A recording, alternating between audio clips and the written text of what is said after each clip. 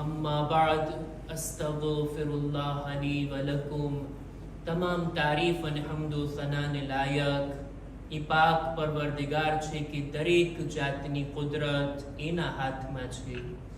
બંદો પોતે આવા ભ્રમની અંદર હોય કે હું પોતાની જાતનો માલિક છું, જ્યારે કે એવું નથી. આપણે અલ્લાહના બંદા છીએ અને આપણી બધી ચીજોનો ઇખ્તિયાર ખુદાના હાથમાં છે. કોઈ આવનારું નુકસાન હું એને ટાળી નથી શકતો.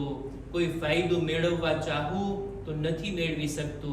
ન તો ફાયદો મેળવવો કે ન તો નુકસાનને દૂર કરવું. ન તો મૌતનો ઇખ્તિયાર છે, ન તો જિંદગીનો ઇખ્તિયાર છે બંદાની પાસે.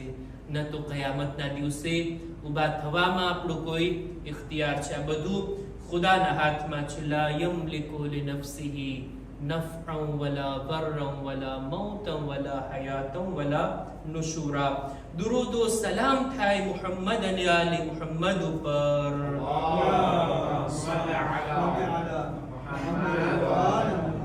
કે જેઓએ આપણને અલ્લાહની બંદગીનો તરીકો બતાવ્યા, ખુદાની મારિફત આપણને બતાવી ગયા, મારિફત કરાવ્યા, અલ્લાહના દીનને પોતે સારી રીતના આપણા સુધી પહોંચાડવાની ભરપૂર કોશિશો કરી ગયા કે જેનાથી આપણે આજથી સુધી લાભ ઉઠાવીએ છીએ અને કયામત સુધી લોકો આલે મુહમ્મદના ઇલ્મના ઝરણાથી સેરાબ થતા રહેશે.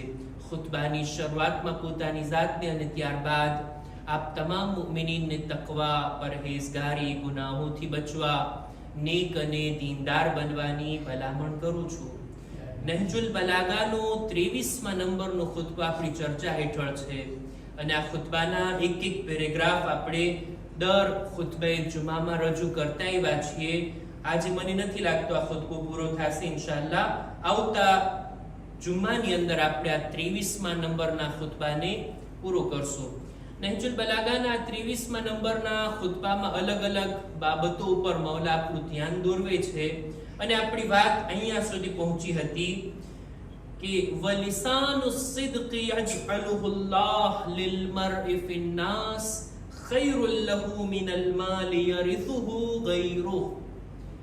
ઇન્સાન એવી જિંદગી જીવે ને આ દુનિયાની અંદર કે મર્યા પછી લોકો એને યાદ કરે. પોતાની સારી યાદ મૂકીને આ દુનિયાથી જાય, આ વાત બહેતર છે એ માલ કરતા કે જે બીજાઓ માટે વારસામાં મૂકીને જાય. જેટલો માલ આપણે કમાવ્યા હશું, આપણા મરવા પછી થોડો આપણો છે, એ થઈ જશે આપણા વારસદારોનો. આપણે ચાહીએ કે ના ચાહીએ આપણો માલ જાય છે આપણા વારસદારો સુધી. પણ જો ઇન્સાન ઇજ્જત અને આબરૂ કમાઈને જાય, ખુદા માટે સારા કામો કરીને જાય, નેક યાદ, નેક zikરને મૂકીને જાય, તો પછી આ કામ બહેતર છે.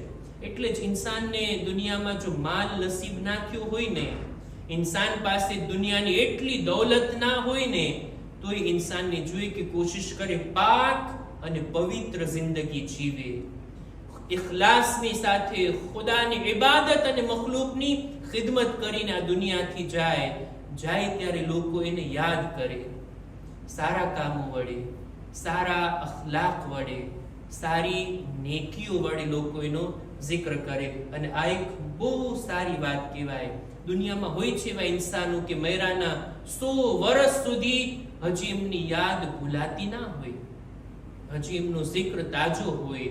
આપણા બુઝુર્ગ ઉલમા હોય તો એમની ઇલ્મી કિતાબો, ઇલ્મી વારસાના જરિયાથી આપણને શું લાગે છે, અલ્લામા હિલ્લી દુનિયાથી ચાલ્યા ગયા, શેખ અંસારી દુનિયા મૂકીને ચાલ્યા ગયા, અલ્લામા મજલિસી, આ બધા નામો જે છે આપણે હરગીઝ એ ઉલમાને જોયા નથી, પણ એમની યાદ જાણે એમ કે ફૂલ ચાલ્યું જાય ને ખુશ્બુ રહી જાય ને એવી રીતના એ ઉલમાની યાદ બાકી છે. એ લોકો સમાજની અંદર પોતાનો સારો zikr મૂકીને ગયા. ઇન્સાનને પણ જોઈએ દુનિયાથી જાય ત્યારે એવી પાક જિંદગી જીવીને જાય કે લોકો સારા શબ્દો વડે એને યાદ કરે, ન એવી રીતના કે અમુક લોકોના જવાથી બનતું હોય કે સારું થયું, પોતે ગયો અને સમાજને પણ નિરાત થઈ. હદીસમાં એવા શબ્દો છે, અમુક લોકો મરે તો લોકોને નિરાશ થાય ને અમુક લોકો મરે તો લોકોને એમની યાદ સતાવે અને દુઃખ થતું હોય. બહરહાલ ઇમામ આ રીતના બયાન કર્યા બાદ સગા વાલાઓના બારામાં ફરી પાછા અમુક જુમલાઓને બયાન કરે છે. પોતાના રિશ્તેદારો, પોતાના ફેમિલી મેમ્બર્સ, એના બારામાં એક ભલામણ કરી હતી મૌલાએ, જે ગુઝિશ્તા ખુતબામાં આપણે રજૂ કર્યા. આજે ફરી પાછા આ પેરેગ્રાફની અંદર ઇમામ સગા વાલાઓના બારામાં ભલામણ કરે છે અને ફરમાવે છે, અલા લા યઅદિલન અહદુકુમ અનિલ qaraબા યરા બિહલ ખસાસા અન યસુદ્દહા બિલ્લઝી લા યઝીદુહુ ઇન અમસકા વલા યનકુસુહુ ઇન અહલકા. સાદું તર્જુમો કરું આ જુમલાનો તો મૌલાની ભલામણ આ છે કે તમારા સગા વાલાઓ જો જરૂરતમંદ હોય, મુહતાજ હોય, એમને આપણા સાથની જરૂર છે, આપણા માલની જરૂર છે, આપણી જાણકારીની જરૂર છે, આપણા એક્સપિરિયન્સની જરૂર છે, ખાસ કરીને દુનિયાની કોઈ પણ ચીજ કે જેની એમને જરૂર છે આપણે પૂરી કરવાની ક્ષમતા પણ રાખતા હોય, મૌલા કહે છે હરગીઝ પોતાના સગા વાલાઓથી મોઢું નહીં ફેરવતા, ક્યારેય પણ પોતાના માલથી મદદ કરવામાં પોતાના હાથને નહીં અટકાવતા. તમે એમ સમજો છો હું કમાઈને એટલો માલ ભેગો કર્યો છું, મારા ભાઈને, મારા રિશ્તેદારને, મારા કઝિનને, મારા સગાને હું આપીશ, એમાંથી મારો માલ ઓછો થઈ જશે, ન આપું તો મારો માલ વધી જશે ને બચી જશે. મૌલા કહે છે એવા ભ્રમમાં નહીં રહેતા, એવું કંઈ નથી. તમારા સગાવાલાઓની જરૂર છે અને મોઢું ફેરવી લીધા અને માલી મદદ ના કર્યા એમ વિચારીને કે માલ ઓછો થઈ જશે, એને આપીશ તો માલ ઘટી જશે, એને નહીં આપીશ તો પછી મારો માલ વધવામાં રહેશે. મૌલા કહે છે એવું નથી. સગા વાલાઓની મદદ ન કરવાથી કઈ માલ વધતો નથી અને આનાથી વિરોધી સગા વાલાઓની મદદ કરવાથી કઈ માલ ઘટતો નથી. ખુદા ઈ ખાડો પૂરી દે છે.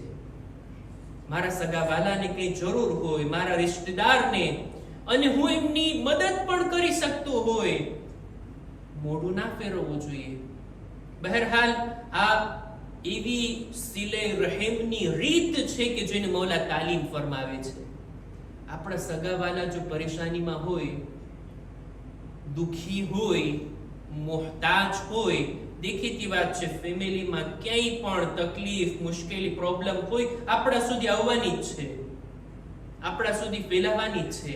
કઈ નહીં તો ઇન્સાનની ઇજ્જત અને આબરૂને કઈ નુકસાન પહોંચી શકે છે. સમાજમાં લોકો કહેશે તો ખરા ને, આની પાસે જો કેટલો માલ છે, કેવા આરામથી સુખેથી રહી છે અને એના સગા પાસે દવાના પૈસા નથી, પોતાનો ઈલાજ પણ નથી કરાવી શકતા, એમની જરૂરતો પણ પૂરી નથી કરી શકતા.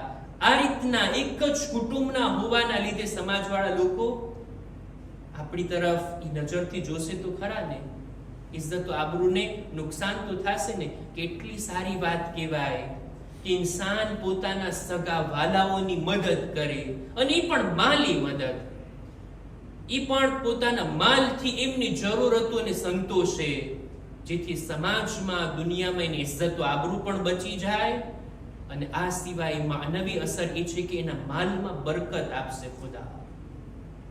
ખર્ચ કરવો હોય તો પેલા સગા વાલાઓનો હક છે ને, પેલા સગા વાલાઓની તરફ જોવામાં આવે ને. ખુદા એવી બરકત અતા કરશે સગા વાલાઓને મદદ કરવા વાળાના માલમાં કે જેટલું આપ્યું છે એના કરતા વધારે ખુદા આપી દેશે. સવાબ પણ મળી ગયો, મદદ પણ થઈ ગઈ, સમાજમાં ઇજ્જત અને આબરૂ પણ સચવાઈ ગઈ.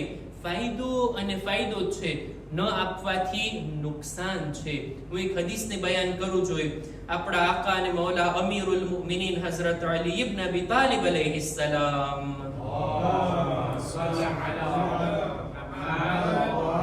બરકતના સિલસિલામાં મૌલા એક હદીસમાં બયાન કરે છે કે અલ બરકતુ ફી માલ મન આતા ઝકા, બરકત એના માલમાં આવે છે કે જે ઝકાત આપતો હોય, ખુદાએ વાજિબ રાખેલો માલમાં હક અદા કરતો હોય. બીજું વવાસલ મુમિનીન, મુઅમિનીન સાથે પોતાના માલને શેર કરતો હોય, જેવી રીતના પોતાના માલથી પોતે લાભ ઉઠાવતો હોય, એવી જ રીતના પોતાના માલથી મુઅમિનીનને પણ લાભ ઉઠાવવાનો મોકો આપતો હોય.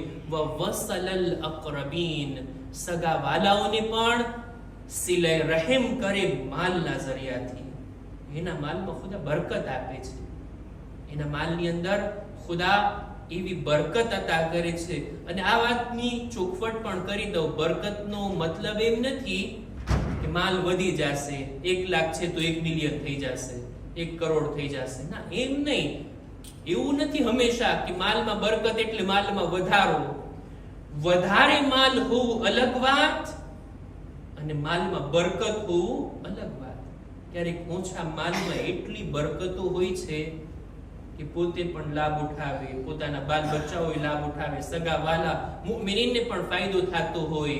જ્યારે અમુક લોકો પાસે માલ એટલો હોય, એટલો પૈસો હોય, પણ બરકત નામની ચીજ ના હોય.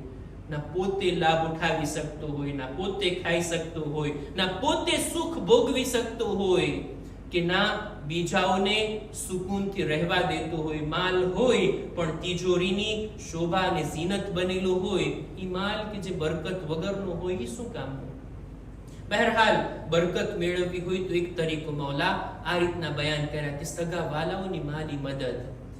આ બોલવું આસાન, પણ એના ઉપર અમલ કરવો ખરેખર દુશ્વાર અને મુશ્કેલ છે. ખુદા ઇન્શાઅલ્લાહ આપણને બધાને અમીરુલ મુઅમિનીનની આ તાલીમ ઉપર અમલ કરવાની નેક તૌફીક અતા ફરમાવે. અહેકામ અને મસાઇલની અંદર આપણે નમાઝે જમાઅતની ફઝીલતને બયાન કરી રહ્યા હતા અને અર્ઝ કર્યું કે મુસ્તહબ છે કે ઇન્સાન પોતાની વાજિબ નમાઝોને જમાતની સાથે અદા કરે. જમાતની સાથે અદા કરવાથી ઇન્સાનની નમાઝ 25 ગણો અજર વધારે થઈ જાય છે, વધારે મેળવી શકે છે. જમાત નમાઝથી મોઢું ફેરવવું, જમાત નમાઝને ઇમ્પોર્ટન્સ ન આપવું, જમાત નમાઝને મહત્વ ન આપવું, આ કામ જાયઝ નથી. બહેતર છે કે ઇન્સાન નમાઝોને જમાત સાથે અંજામ આપે. ક્યારેક ઇન્સાન એમ વિચાર કરતો હોય કે હું એકલો પડીશ તો લાંબી નમાઝ પડીશ, લાંબા સૂરા, લાંબા રૂકુ સજદા.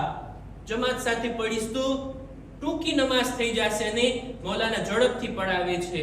મસલો છે, આજે બયાન કરું છું, મસલો છે. મસલો છે કે ફુરાદા લાંબી નમાઝ કરતા જમાત સાથે ટૂંકી નમાઝ બહેતર છે. ફુરાદા અવ્વલે વક્ત ફઝીલતના ટાઈમમાં પડવા કરતા થોડીક મોડેથી જમાત થતી હોય તો ઈ બહેતર છે. નમાઝે જમાતના બારામાં આજે જે બયાન કરું છે તે આ કે જો મા બાપ પોતાની ઔલાદને હુકમ આપે ને કે એ મારા દીકરા તું જમાત નમાઝમાં શિરકત કર, અને જો આપણે મા બાપની મુખાલિફત કરી, એનું કેવું ના માનીએ અને એમનું દિલ તૂટે, એમને તકલીફ થાય ને, તો ઇન્સાન માટે આ કામ જાયઝ નથી કે એમના દિલને તોડે. જાય અને પોતે જમાતની સાથે નમાઝને અદા કરે. કોઈ માણસે અવ્વલ ટાઈમે ફુરાદા પડી લીધી નમાઝ, થોડીક વાર પછી હવે જમાત નમાઝ બરગુજાર થાય છે, બીજી વાર પડી શકે છે. હા, બીજી વાર એ નમાઝ પડે, એ જ નમાઝ જમાતની સાથે પડે. બાદમાં જો ખબર પડી કોઈ પહેલી પડી હતી એમાં કઈ ભૂલ હતી, મારી નમાઝ બાતિલ હતી, તો આ બીજી નમાઝ એની જગ્યા લઈ લેશે અને આ જમાત સાથે નમાઝ એની ગણાઈ જશે. નમાઝે જમાતનું ઘણું જ મહત્વ છે કે જેને આપણે હંમેશા ધ્યાનમાં રાખવું જોઈએ. એવું ના બને કે આપણા ગામમાં નમાઝ જમાત થતી હોય, બરગુજાર થતી હોય અને આપણે આળસ કરીને બેઠી જઈએ, નમાઝમાં શિરકત ના કરીએ અને એક રીતે જોતા નમાઝની અવગણના અને એનો રિસ્પેક્ટ ના જાળવીએ કે ભાઈ મને તો કઈ પડી નથી નઉઝુબિલ્લાહ નમાઝે જમાતની, આ કામ જાયઝ નથી. ઇન્સાને જોઈએ કે રિસ્પેક્ટ આપે નમાઝે જમાતને. ખુદા ઇન્શાઅલ્લાહ અહેલે બેતના વસીલાથી આપણને બધાને નમાઝ ગુજારોમાં શામિલ ફરમાવે.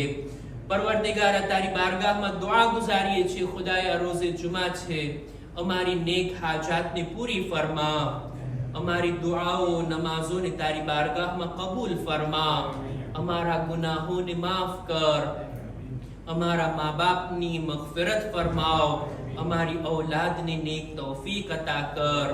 खुदाया दरेक मुमिनीन मुमिनात ની જાન માલ ઇઝ્ઝત આબરૂ ની હિફાજત ફરમા ज़माना इमाम ना ज़ुहूर में ताजील फरमा अमारो शुमारिम ना साथियों में कर रब्बना तक़ब्बल मिन्ना इन्नका अंतस समीउल अलीम।